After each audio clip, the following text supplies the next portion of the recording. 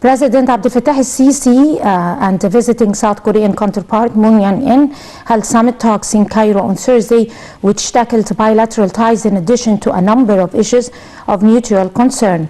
The two leaders also witnessed signing agreements and memorandum of understanding in the fields of industry and trade, as well as a document on a loan for upgrading Egypt's railway lines and a value of $251 million. The details. سلام جمهورية كوريا سلام سلام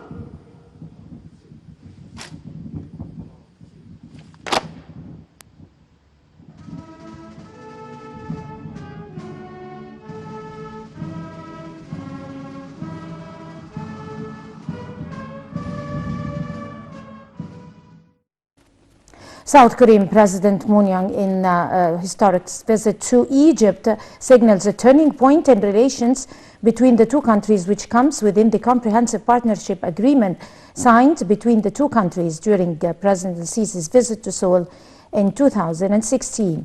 The South Korean president's visit to Egypt is the first in 16 years and marks strong political and economic relations binding the two countries. President Abdel Fattah el-Sisi received South Korean President Moon Jae-in at El Ittihadiyya Palace on Thursday. An official reception was held to welcome the South Korean president, where the two leaders, walked by the guards of honor, and national anthem music of both Egypt and South Korea were played. Addressing a joint press conference following their talks, President el-Sisi said the talks with South Korean leader tackled boosting cooperation between the two countries.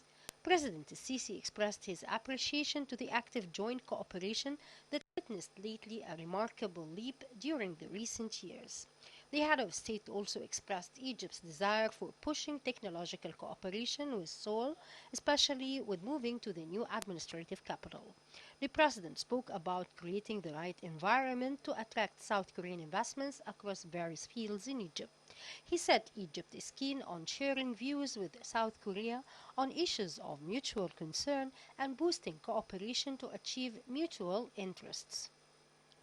For his part, the South Korean president hailed the historic Egyptian-South Korean relations and said that they had agreed on boosting sustainable development partnership and cooperation in the field of clean energy. He stressed the significance of enhancing bilateral cooperation to support Egyptian vision aiming at entering Egypt the fourth industrial revolution. Moon talked about Egypt's support for a quick return to dialogue the Korean Peninsula to reach peace between the two Koreas.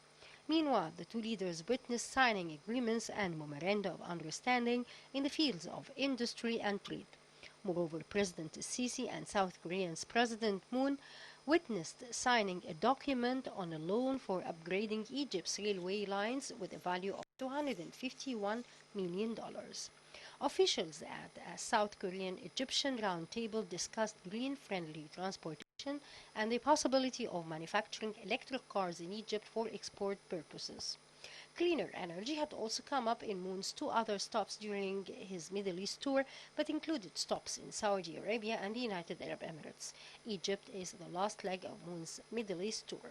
During his visit to Saudi Arabia, a delegation led by South Korea's president inked a preliminary deal to explore a project to develop a potentially cleaner form of energy.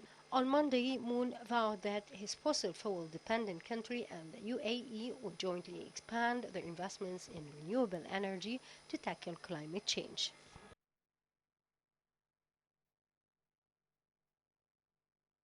Prime Minister Mustafa Mdouli expressed Egypt's aspiration to cooperate with different UN-concerned institutions within the framework of Egypt's preparations for the upcoming COP27 conference.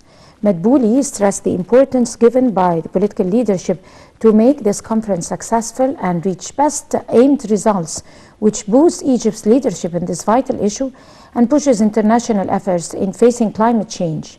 The Prime Minister made his statements during his meeting with Dr. Rola Dashti, the UN Under-Secretary General and Executive Secretary of UN Economic and Social Commission for Western Asia, ESQA, and her accompanying delegation.